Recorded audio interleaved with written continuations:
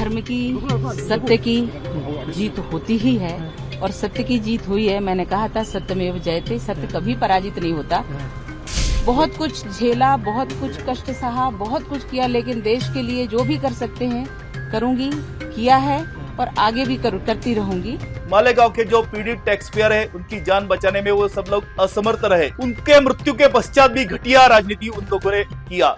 आपकी आवाज को सुनने आ रही है प्रभात खबर इलेक्शन एक्सप्रेस। देखते रहिए प्रभात खबर इलेक्शन एक्सप्रेस।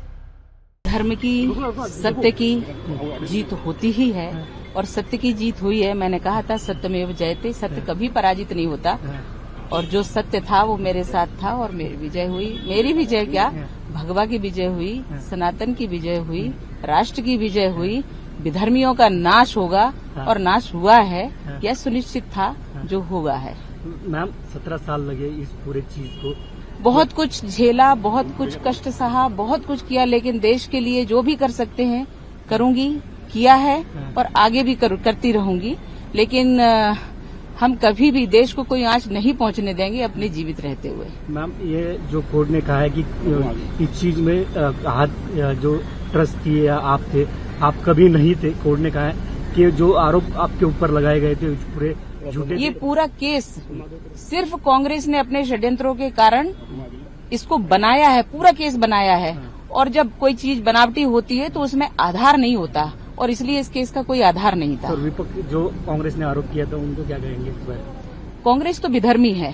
कांग्रेस हमेशा आतंकवादियों के लिए रोती है, हमेशा उनको सम्मान सूचक शब्दों से का प्रयोग करती है, जी लगाते हैं, साहब लगा के बात करते हैं। और जब भी हिंदुओं का कोई काम होता है या देश की कोई बात होती है तो इनको विरोध होता है और इसलिए कांग्रेस कभी देशभक्त पार्टी न बन पाई है न बन पाएगी। इनके ऊपर तो हमेशा ये जो हमारा प्रकरण रहा, ये 17 वर्षों के में इन्होंने जो कष्ट दिए हैं और जो भी कुछ बनाया करा है, जज साहब ने स्पष्ट ऑर्डर दिया है कि उसकी जांच होनी चाहिए और दोषियों को दंड मिलना चाहिए। कल सम्माननीय विशेष न्यायालय मुंबई ने हमारे निर्दोषत्व के ऊपर ठप्पा लगाया। उसी वक्त सम्माननीय न्यायालय का हमने आभार व्यक्त किया और हृदय से उनको बताया कि आज हमारा पुनर्जन्म हुआ है। ये किसी व्यक्ति की या संस्था संगठन की लड़ाई नहीं थी। तो हम बहुसंख्यक हिंदू समाज का जो आस्था का, श्रद्धा का प्रतीक था, इस परम पवित्र भगवा शब्द के लिए और सनातन हिंदू शब्द के लिए हमने ये कानूनी लड़ाई बहुत स्वाभिमान के साथ लड़ी। 2009 का आम चुनाव सामने रखकर तत्कालीन कांग्रेस का राज्य का और केंद्र का जो नेतृत्व था, उन्होंने मुस्लिम तुष्टीकरण का घटिया राजनीति किया। मालेगांव के जो पीड़ित टैक्स पेयर है, उनकी जान बचाने में वो सब लोग असमर्थ रहे। उनके मृत्यु के पश्चात भी घटिया राजनीति उन लोगों ने किया। अल्पसंख्यक समाज के साथ छल किया और बहुसंख्यक हिंदू समाज के वोटों के ऊपर दशकों का इस देश के अंदर सत्ता का उपभोग किया, लेकिन इसी हिंदू समाज के साथ उन्होंने गद्दार किया।